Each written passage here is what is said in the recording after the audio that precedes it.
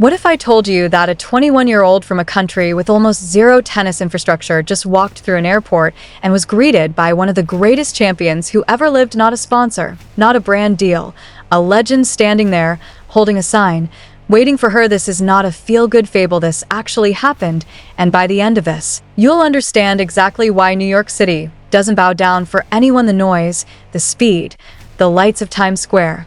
This city has seen everything, but when Alex Eala stepped off that flight from Cincinnati, even New York felt something shift. She was 21 years old, ranked 18th in the world, and she was carrying the weight of an entire nation on her shoulders. Her bags were packed.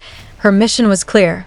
The US Open trophy was waiting, and she had unfinished business just days before. Cincinnati had handed her a painful reminder that the road to greatness is never a straight line. Her 9-match winning streak was gone, snapped by Amanda Anisimova in 3 brutal sets. She had led in the 3rd set. She had been 2 games up, and then Anisimova did what elite players do. She took over, won 6 straight games, and ended Alex's run just like that. It hurt, of course it hurt, but here's what separates the good from the great. Alex didn't sit in that loss. She packed her bags, booked her flight, and fixed her eyes on New York, because the final Grand Slam of the year was still wide open, and she wasn't done to understand what New York meant. You have to understand where this journey actually started at the beginning of 2026.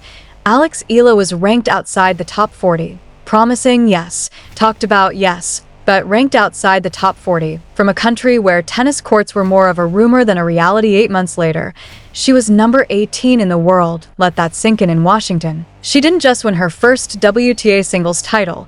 She dismantled the field to get there. Zheng Qinwen, Olympic gold medalist, gone. Leylah Fernandez, the defending champion, gone. Elena Svitolina, ranked 10th in the world, gone. And then Naomi Osaka, 4-time Grand Slam champion, gone. Then came the final. Jessica Pegula, world number 3. Across the net, rain interrupted the match. Play was suspended, and when they came back out, Alex won 6 straight games in the deciding set. Final score 4-6, 6-4, 6-0. The Philippines didn't just celebrate. It erupted. President Marcos Jr. called to congratulate her. The Senate held a ceremony in her honor. One senator called her the country's newest and youngest national hero, and she was just getting started. Then came Wimbledon. She walked onto the most prestigious grass in tennis as the first ever seeded Filipino player in Grand Slam history. Let that title sit for a moment. First ever, not first this decade, not first in a generation, first ever in the 2nd round. She stepped onto center court and defeated the defending champion, Swiatek, 7-6, 11-9, 6-2. The royal box reacted. Catherine, Princess of Wales, watched. Billie Jean King praised her. Venus Williams spoke her name, and Maria Sharapova, Alex's own idol, acknowledged what she had done. She reached the 4th round before falling to Jasmine Paolini, but by then, it didn't matter. Alex Eala had already made history 3 times over in a single fortnight. She had gone from promising junior to global phenomenon, and the tennis world was only beginning to understand what that meant. So when she landed at JFK, nobody was surprised that fans showed up. Hundreds of them, Philippine flags everywhere, signs reading Eala Nation and Our Pride, Alexandra.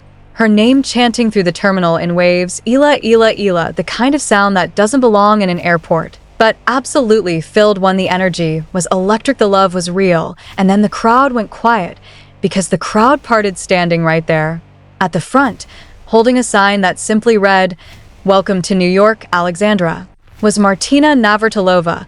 18 Grand Slam titles, a record 332 weeks as world number 1, one of the most decorated athletes in the history of sport, and she was standing in arrivals at JFK, not because she had a flight, not because she was paid to be there, but because she wanted to welcome this young woman to her moment. The tennis world went completely silent. This wasn't the first time Navratilova had shown her admiration.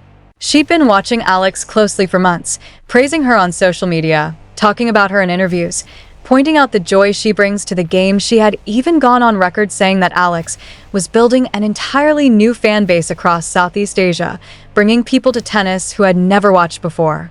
But Navratilova had also done something far more valuable than praise. She had been honest. She had broken down Alex's serve with surgical precision. The speed clocked at only 80 to 85 miles per hour despite Alex having the physical tools to push it past 105.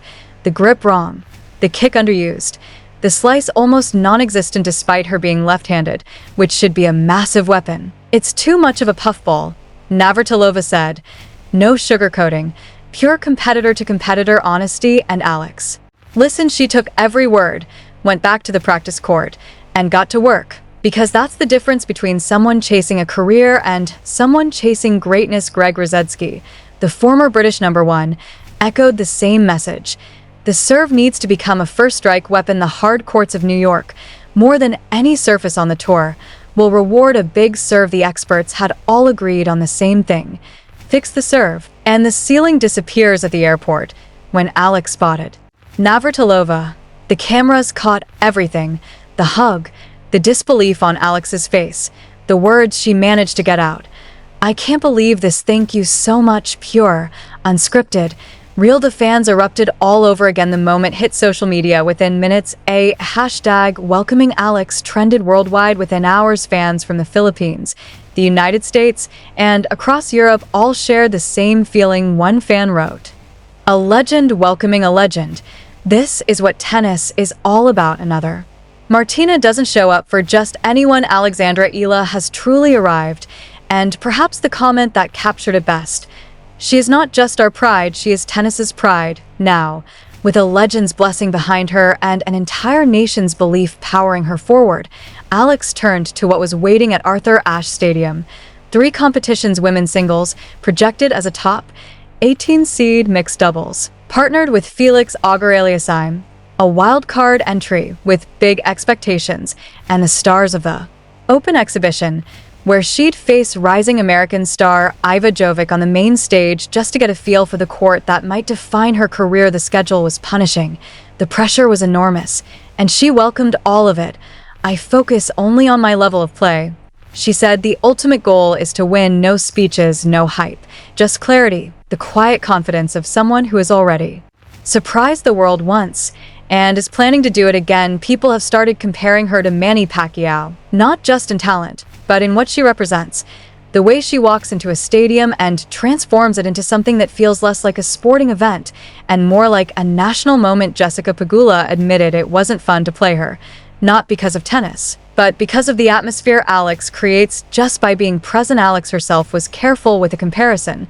"I think I'm still very, very far from the levels of Pacquiao," she said, "but I guess my journey has similar things that can give what Pacquiao gave: humility from someone standing at the edge of greatness."